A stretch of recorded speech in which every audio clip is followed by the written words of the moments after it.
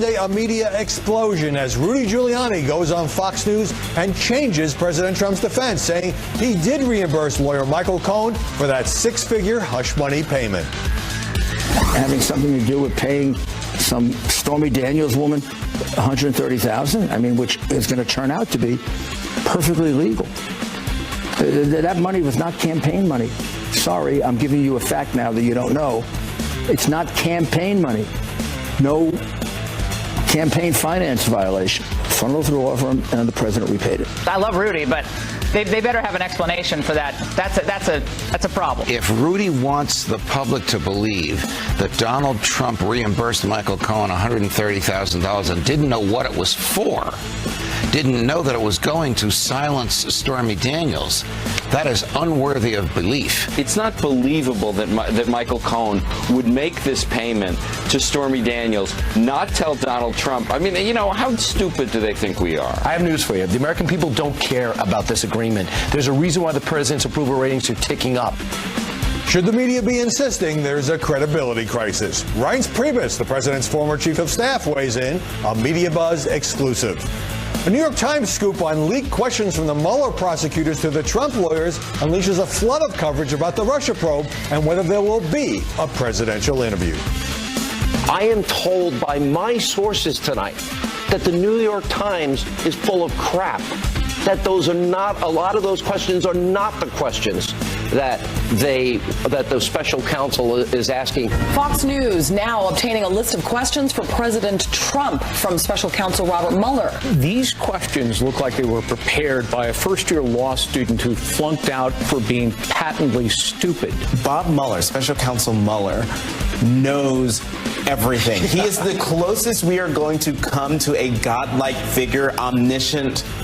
How the pundits are taking sides for and against the special counsel. Plus, Charlie Rose facing new accusations of sexual misconduct from 27 women who spoke to the Washington Post. And CBS management was warned on at least 3 occasions. I feel sick to my stomach. And I don't know what to say about this. You know, when the story first broke, I said Charlie was my friend. I still consider him a friend. You can't ignore what these women are saying. That's also part of my anguish here, to know that women were hurt. Did CBS executives tolerate such misconduct from one of their biggest stars? I'm Howard Kurtz, and this is Media Buzz.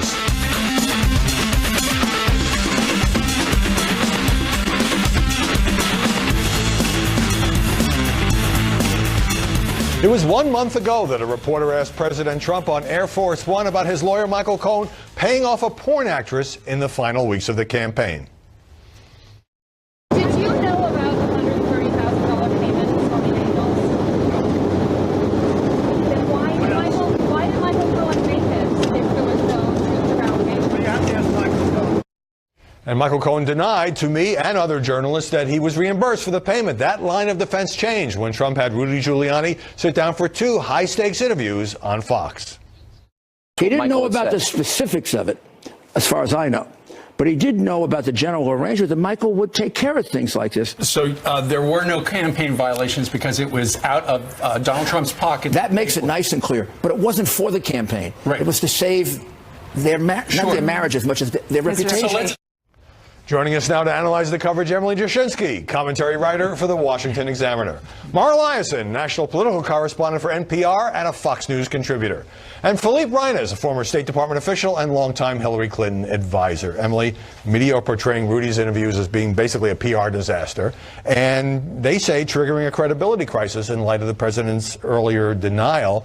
And I don't even see many defenders on Fox on this point. Your thoughts? Yeah, it's hard to defend that. I mean, I think one of the key moments is when you see Sarah Sanders at the briefing the next day say even she was not aware of something that Rudy Giuliani was going on national television and talking about that is very pertinent to all of these questions. And so if we look at the Trump campaign and the Trump administration's characteristic fault, if there's one thing, it's just this ungovernable, undisciplined media strategy. And this was the height of that. And it's so many mistakes that needn't happen that could be controlled if they were able to control some things like this. Giuliani then, of course, had to issue that written clarification. He was talking about his own understanding, not the president's knowledge.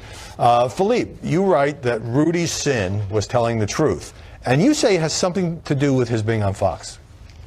I think he feels very comfortable when he's talking to you, or he's talking to Hannity, or he's talking to any host.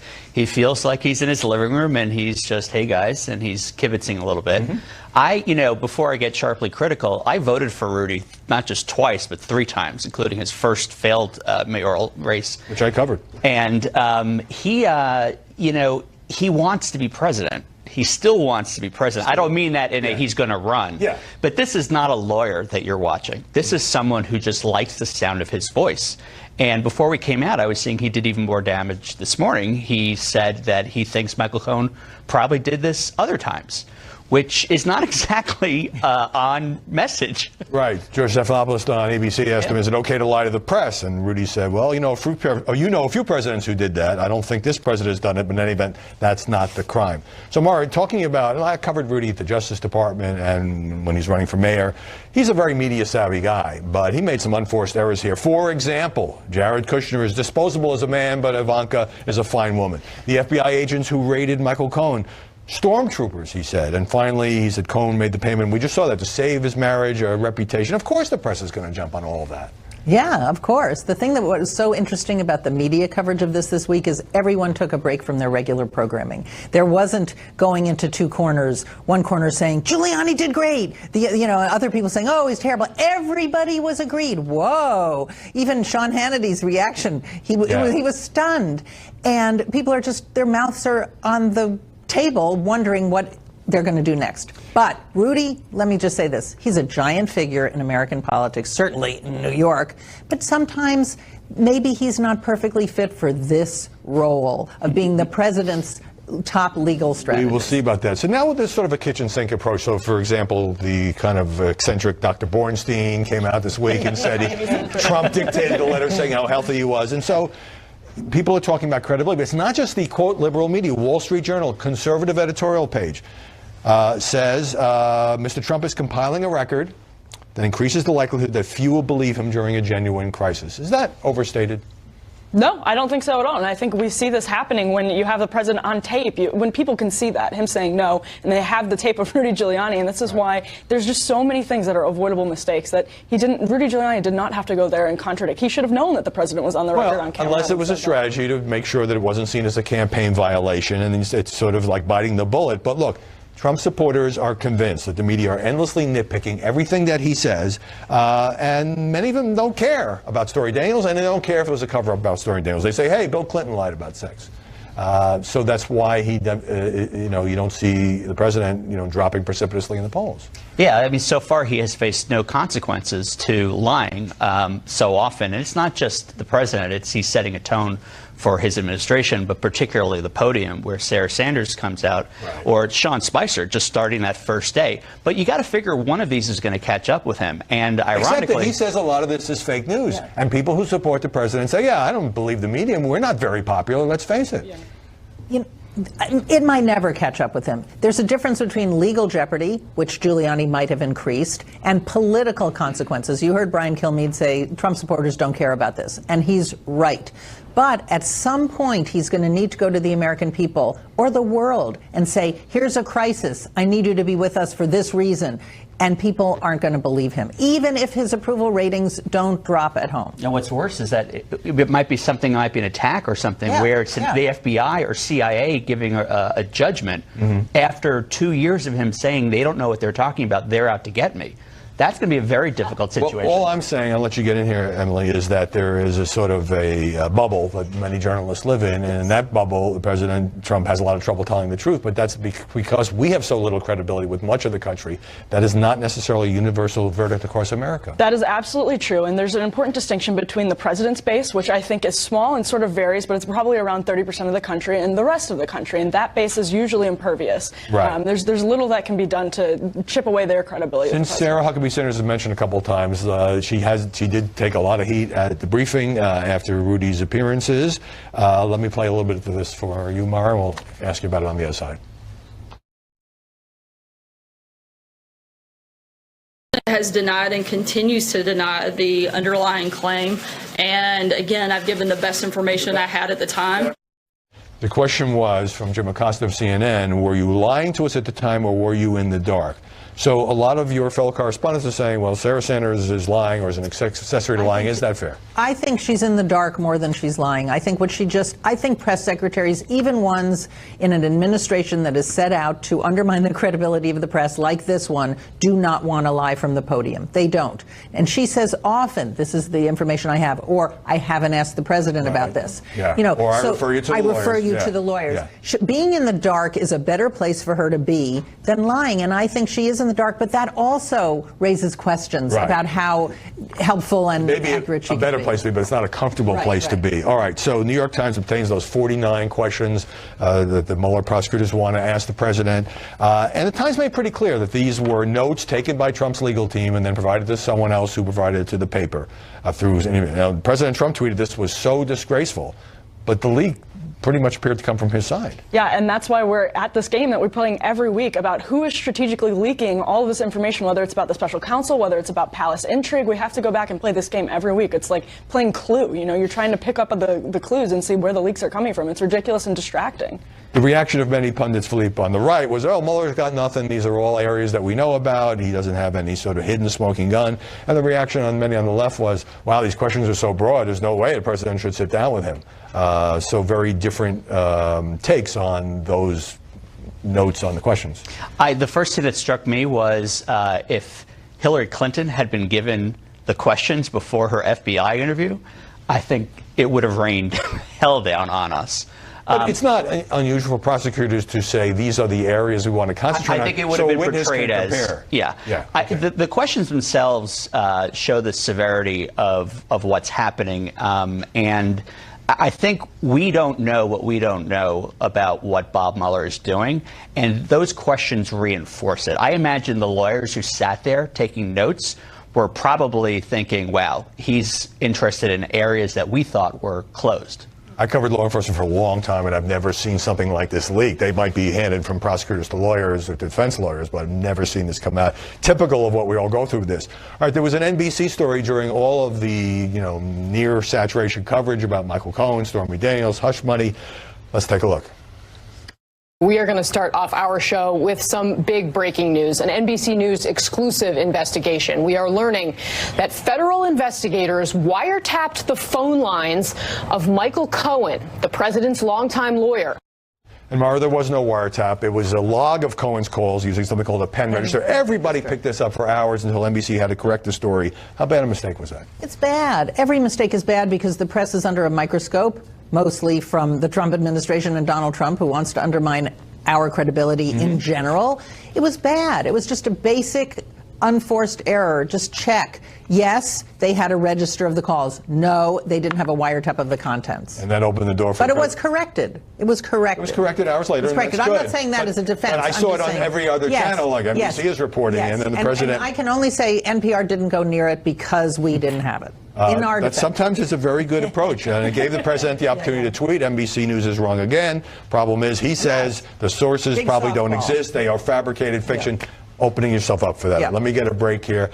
By the way, if you live in the Washington area, I'll be speaking at a luncheon this Thursday. You can get tickets at rnla.org. That's rnla.org. And I'll be signing copies of Media Madness, Donald Trump, the press, and the war over the truth. When we come back, the journalistic flap over John Kelly and the alleged idiot comment, and later Reince Priebus, who previously held Kelly's job, on the media controversy surrounding total BS on an NBC report that he's repeatedly called the president an idiot. But that account getting plenty of coverage.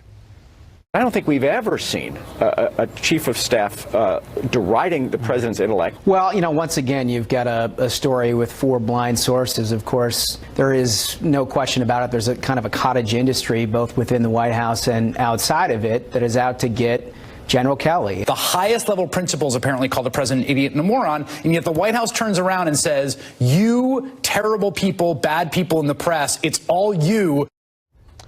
Emily Jashinsky, whether John Kelly did or did not call the president an idiot, shouldn't more journalists be asking about whether NBC's 4 anonymous sources are out to get John Kelly, maybe get him out of the White House? They absolutely should, and we have to ask this question time and time and again, because in the Washington Examiner, we had John Kelly's deputy come out on the record, then John Kelly came out on the record. Denying it and saying, that just shows you how seriously they took this story. It's a big deal. Just along those same lines, I was sitting down with Larry Kudlow around the same time, talking about, obviously, economics. Out of the blue, he said, now I want to go on the record. And he talked about not just how this was a horrible abomination, this story, but he knows who leaked it. And they're Trump people. We put this on NPR. Yeah. They're Trump people outside of the White House who leaked it. Well, that's not entirely the way it was. But Carol Lee, one of the NBC reporters, says the source's motivation don't matter as long as it's true. But in a White House so torn by infighting, I would suggest it does matter to help people understand. Of course. So look, it's news if the chief of staff questions his boss's intelligence. If that's true, it was news when it was also NBC that said Rex Tillerson called President Trump a moron. Which he never denied. If true, but of course he lost his job for other reasons. But let's say you were still at the State Department and the press was quoting axe-grinding sources to say, well, you know, Philippe really got mad in a meeting and he called somebody an idiot or crazy. Me? Call someone a name? Yeah, I know. It's so out of character. But if that had happened... Well, it depends. If I worked in an environment, first of all, I would like to think that I would not be calling my boss an idiot. But I think we've all probably blown up some smoke at times. Right. Yeah. But I think the problem is, as they touched on, is that this is not a coherent group. They are out to get each other. So this isn't so much about, to me, the sourcing. It's about which one of them is out to get the other. And that's why I believe all these sources, because the theme for 15 months now has been they all hate each other and they all want each other gone. There are a lot of feuds that go on in the White House, and it's, you know, interesting for the press to cover, but I think sometimes we're too willing to be used by people who have an agenda, which is to get someone else or even to make the president they work for look bad. Exactly. I'm sorry, to answer your question, I'd say in 4 years of the State Department, that never happened. And never happened, not because I had friends who closed ranks, it's because I didn't say it. If I had said it, I do think people would have closed ranks. To jump in quickly on the motivation quote, it doesn't matter what the motivation is as long as it's true. That's hilarious, because the motivation a lot of times is it goes to whether or not the story is true. So you have to be talking about it. You have to consider it. You have to consider it in making that judgment about veracity, really. I reported this week, I mean, look, John Kelly may stay. Obviously, there's been a lot of tension in the relationship. But I reported this week that if he goes, the president has actually talked to Corey Lewandowski about the possibility of him becoming chief of staff. Not likely to happen. Lewandowski likes making money in the private sector, and also he has a lot of enemies in the White House. But that'll make it a happy work environment. Okay, all right. We'll leave it there. Philippe Reines, Mara Liasson, Emily Jashinsky, thanks for coming by this Sunday ahead. Reince Priebus now in informal advice of the president on the latest barrage of negative headlines. But up next, sweeping new allegations of sexual misconduct against Charlie Rose over decades. And CBS executives were warned. How did this... A public flogging. He's gone. He's not coming back to CBS News. It was a chilling account in the Washington Post. 27 more women making graphic allegations of sexual misconduct against Charlie Rose, who was fired by CBS and PBS 5 months ago. There are accusations of groping, forcible kissing, exposing himself, and more. Rose limiting himself to a one-sentence response, calling the story inaccurate and unfair. Perhaps the biggest revelation, CBS management was warned of this conduct on at least 3 occasions and basically did nothing. Joining us now, Sarah Fisher, a media reporter for Axios. So Gayle King says, hey, there's nothing more we can do to Charlie Rose. Doesn't the network owe the public an accounting of what happened and why it was allowed to go on for so long, rather than for waiting for organizations like the Washington Post to come in and explain this? Well, we're seeing that they're starting to do so. So they've made a few comments to the Washington Post, who did that report as well, saying that when it comes to those 3 instances in which managers were notified, all 3 of them have different peculiarities as to why we didn't hear about it. So the first instance was in 1986. We know that that person who they had reported about was anonymous. They didn't disclose the name. CBS says, we can't comment if you're not going to give us a name. The second instance with Chris Licht, they said that Chris went to Charlie directly, which in time was in line with the company's protocols, which is why it wasn't elevated. He was a top producer there. He was a top producer. Yep, exactly. And that the third instance was with their current executive producer, Ryan Cadro, who's sort of disputing the account that we see in the Washington Post. So they're trying to come back and explain this, but as you can see, it's kind of nuanced, all of these issues. Well, you know, some terrific reporting in this story, holding it up here. One of these women, Sophie Gator, was 23 years old. She says, this is just a few years ago. She worked for 60 Minutes. She walked down the hall. Rose grabbed her butt. Quote from her is, people said what they wanted to you. People did what they wanted to you. And now you have another woman named Rhea Bravo, who was a source for the original Washington Post story about Charlie, writing this week, I would expect CBS executives to have known the man's secret was reliably as open as a Waffle House. So Apparently there's a lot of chatter about this, which does raise questions, again, about CBS's knowledge or lack thereof. Yes, but top executives continue to say that they did not know and that they weren't aware. One of the things that they'll tell you is that upon the time of his firing, there were no HR complaints that had been filed. One could assume, however, that potentially the reason there were no HR complaints that were filed is because, as we had mentioned, it was not part of the company's protocol to bring it to HR at the time. Right. So it's a very complicated situation, but yes, at this point, top executives say that they had no idea. At PBS, the executive producer of Rose's show also ignored a complaint from a woman, according to this latest story. Now, 3 of these women have filed suit against Charlie Rose involving, their dismissals or their difficulties. And so it's so graphic, and this guy was such a big star for so long. I mean, doesn't CBS have to do more to restore confidence, to have an outside investigation, rather than just saying, we fired the guy and now we're moving on? They've said a few times that they're trying to make some updates to their policies to take this stuff a lot more Right, but what was seriously. your reaction as a woman to reading some of this about the groping and the exposing and the kissing and so many different women making those allegations? It's hard. You want to know that if you're a woman, if you bring this up to your employer, that they're going to be able to help walk you through the best way to address this and that it wouldn't be ignored.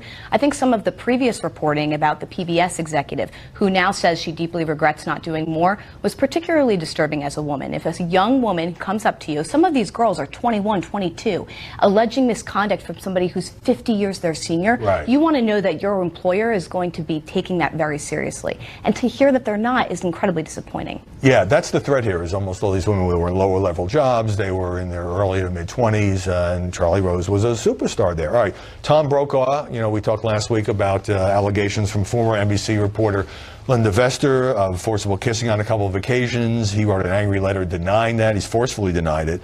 So now there's another woman, former reporter named Mary Reinholtz, writing in the New York newspaper The Villager about what happened, she says, 50 years ago. Abruptly, she says to Brokaw, we can put that up, he was embracing me and giving me a French kiss. I pulled away, reminding him that he was married. Look, Tom is an icon in this business. I covered him for years. A lot of people respect him. But overall, this is receiving remarkably little coverage. Do you agree?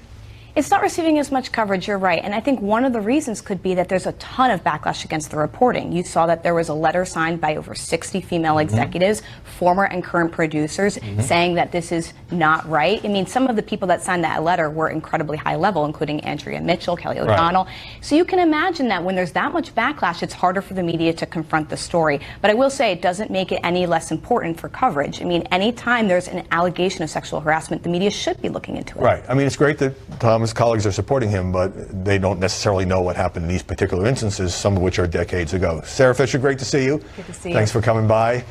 The New York Times, by the way, positions itself as a crusader against sexual misconduct in Hollywood and in the media, but the paper is saying very little about the abrupt resignation of its own Metro editor, Wendell Jameson, citing privacy concerns. And he said only that, quote, I regret and apologize for my mistakes. Executive editor Dean Baquet told the Metro staff, according to Vanity Fair, I feel like as a leader and a journalist not answering questions that I'd have Sarah Huckabee Sanders answer. To its credit, the Times ran a next-day news story quoting sources as saying at least 3 female staffers accused Jameson of inappropriate behavior.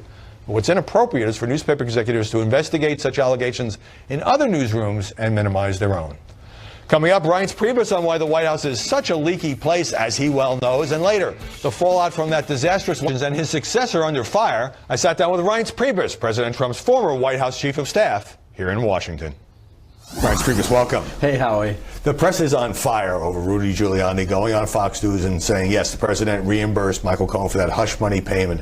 You were at the RNC during the campaign. Did you know about any payment? No, I didn't know about any of it, and I don't think the others on the campaign did either. So, number one, we didn't know about it. But number two, I'm not sure what the truth is, whether there was a payment made or not by the president. Obviously, I believe the mayor. I know that he wouldn't go on TV and say something that wasn't true. Yeah. But in today's world with so many different people saying different things, I don't know if we actually know yet the truth of it, but I myself didn't know anything about it. Okay, so here we have the New York Times saying Mr. Trump's history of falsehoods has been extensively documented, but the string of factual distortions that came to light this week could come back to haunt him.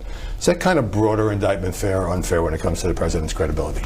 Well, first of all, I come from Wisconsin. And I can tell you that this is not something people are sitting around the dinner table talking about. When you look at what President Trump has done, when you look at the accomplishments of what he's put in place, when he's running in 2020, those are the things he's going to talk about. He's going to talk about ISIS. He's going to talk about the economy. He's going to talk about jobs, wage growth, the court, the Supreme Court, the federal bench. So if it's these true, are the issues so that if he's it's going to true, be judged by. So if it's true that people in Wisconsin and elsewhere are not sitting around talking about this sort of thing, why does it get so much coverage? And you talk to the president regularly. Is he frustrated by this? Well, I think the frustration of someone like me or Republicans or Trump supporters, you name it, is that if you look at the accomplishments, which is what most presidents should be judged by, it's fair to say that he's on a trajectory to be incredibly successful. And I'm not spinning for the president. I don't work for the president anymore. I have no reason to spin for the president other than, I think, laying out the facts that what he's done as president, regulations, the economy, judges, ISIS, look at North Korea. I mean, we are on the brink of something extraordinarily historic. So and why? And that to me, why? Because why is so Trump much makes of the money. coverage? Because Trump is money. So Trump is money for the media? For the media. Okay. And everyone's making money. Everybody, look, whether people love Trump or hate Trump, they're obsessed with Trump. There's a reason why the cable networks are 24/7 Trump. Either Trump haters or Trump lovers. But it's 24/7. Newspapers like the New York Times, the Washington Post, all across this country, you name it, cable companies, they're making more money now than they've made in decades. And it's because of one person, and it's President Trump. It makes money. So come back to my original question. If you feel and he feels like he's accomplishing a lot for ordinary Americans, and the coverage is about Mueller and Stormy and credibility and all of that, how much does that frustrate him? He always going off about fake news and CNN. I don't want to speak for the president about whether he's frustrated or not.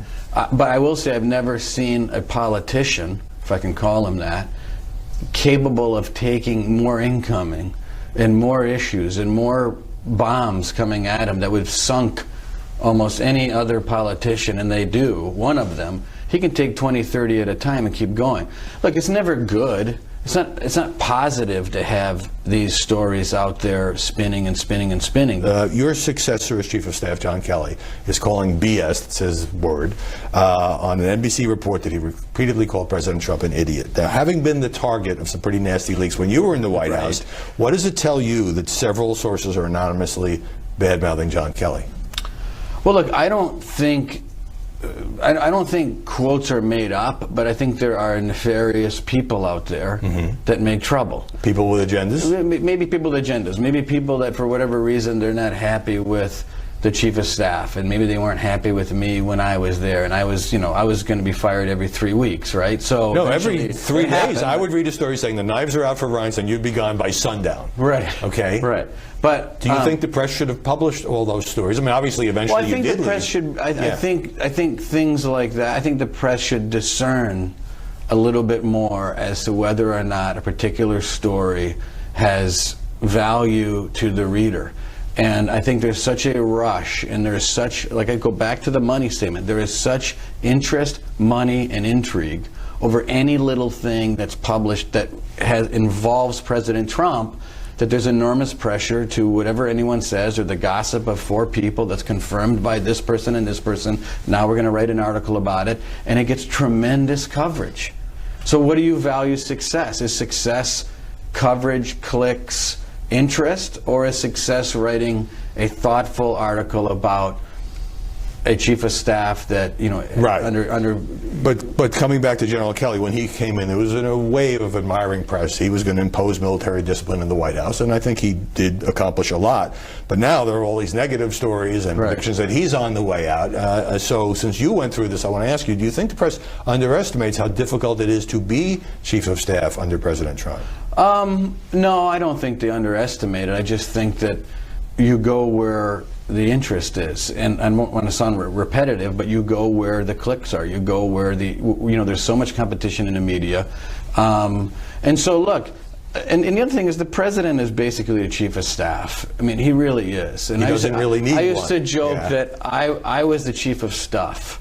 The president is the chief of staff. That's another way of saying he didn't really empower you to, No, I'm not to saying run that. the show the Listen, way you I'm would have not- liked. I'm not saying that. I'm saying I knew, and I think General Kelly knows, that we worked for a very intense, hands-on person that wasn't going to be satisfied being out of the loop on certain aspects of the job. He doesn't like being out of the loop. That's not a bad thing. But unlike the president, you don't say that these reports of chaos and infighting and scandal are fake news, though you do sometimes think the coverage is I think unfair. some of it's probably fake, but I can't figure out what's fake and what's not. Reince Priebus, thanks very much for sitting down with us. You bet, Howie. Reince Priebus also talked about what would happen if President Trump drew a primary challenge in 2020. We'll put that up on our homepage on Monday. You can take a look. After the break, Saturday Night Live provides a platform for Stormy Daniels. Hasn't the show become fiasco with a cursing comedian? The media reaction has been intensely partisan, with the left attacking President Trump, who wasn't even there, and the right attacking Michelle Wolf. Is it Sarah Sanders? Is it Sarah Huckabee Sanders? Is it cousin Huckabee? Is it Auntie Huckabee Sanders? Like, what's Uncle Tom but for white women who disappoint other white women? Michelle should have had the decency not to comment on women's appearances in any way, shape, or form. She's a comedian, for God's sake, not the president. Had a conservative said the things that Wolf said about a Democratic administration, they would be roadkill by now. They'd never work again.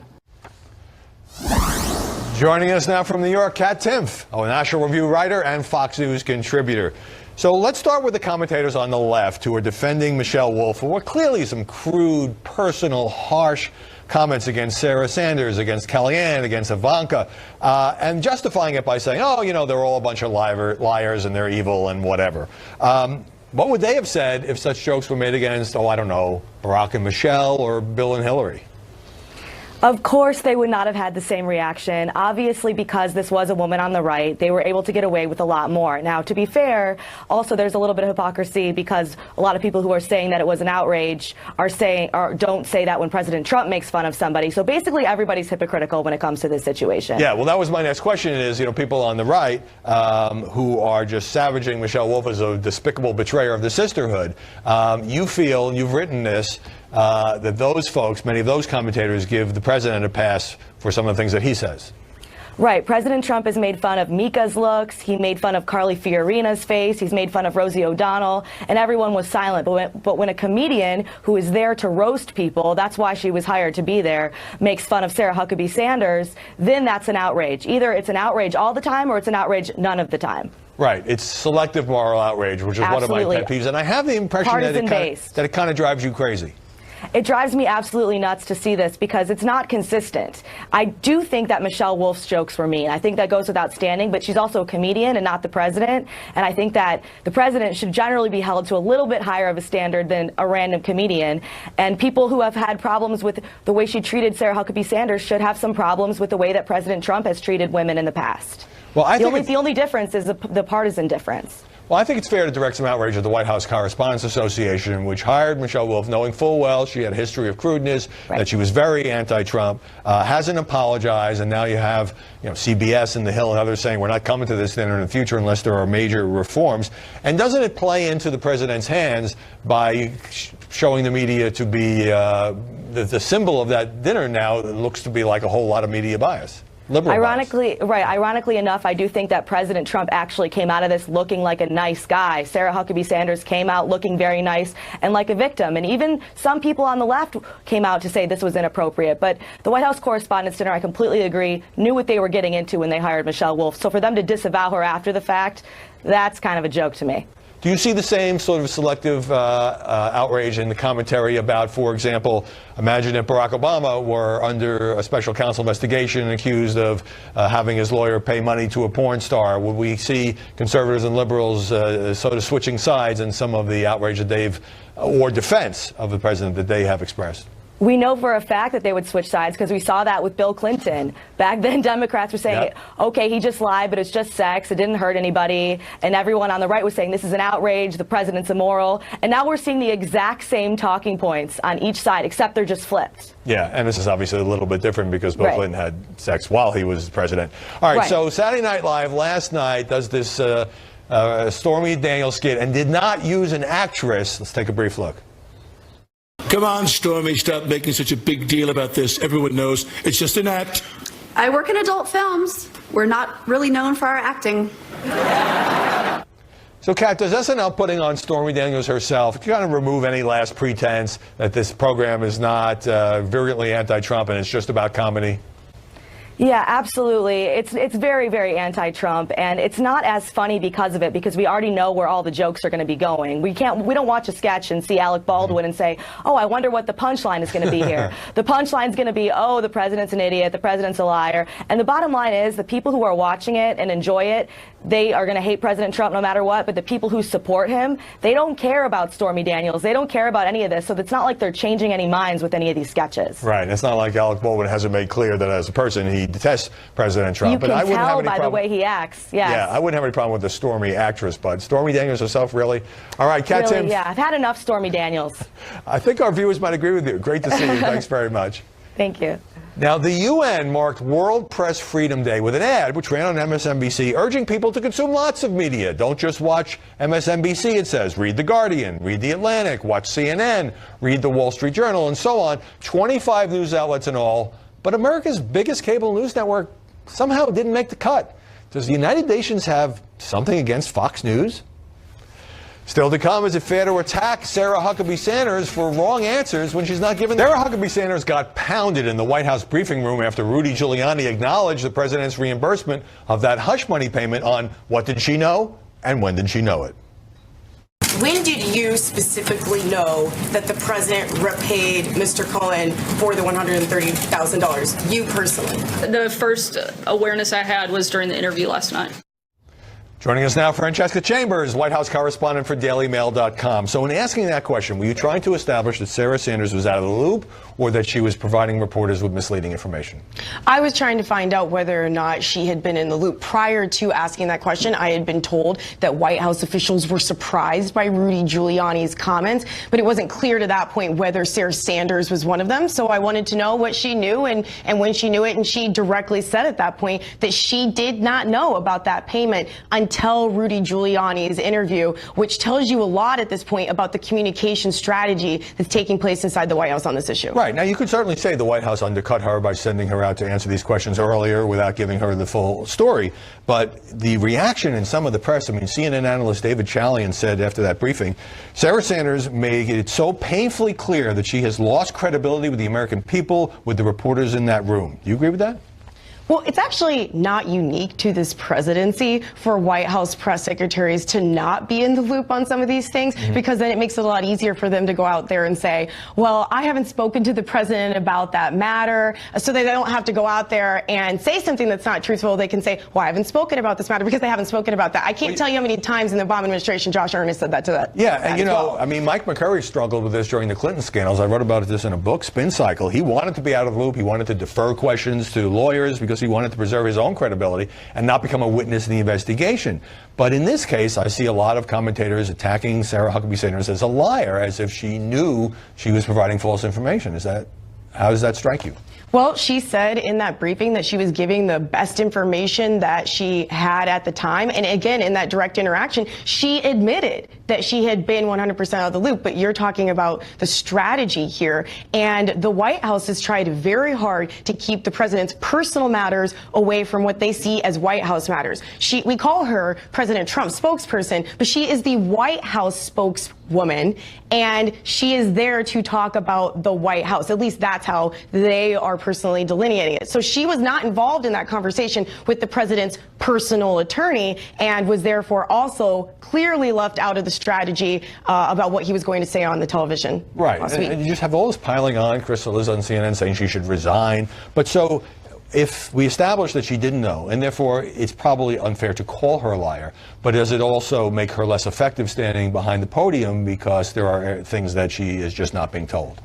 I think it's going to be difficult for anyone who's behind that podium in this administration, because sometimes the president tweets things that directly contradict things they've said, or again, in this case, he's strategizing with his personal attorney, and she is not in the loop on that conversation because part of the reason they don't want her involved in that conversation. But another point I want to make is that when Sean Spicer was in the chair, everyone wanted to get Sean Spicer out, and they wanted Sarah in the chair. Now they want Sarah out. Who would even replace Sarah at this point? Potentially Raj Shah? Who knows? Who would you even want in the spot? We'll leave that for another time. Francesca Chambers, thanks for joining us. And that is it for this edition of Media Buzz. I'm Howard Kurtz. Glad you're watching. Let's continue the conversation on Twitter at Howard Kurtz. Hope you'll like our Facebook page. Check it out. Give us a like. I post a lot of my daily columns there, original videos, respond to you. I mentioned earlier the Reince Priebus interview on our homepage. We do some of these web extras. We'll see you back here next Sunday with the latest buzz.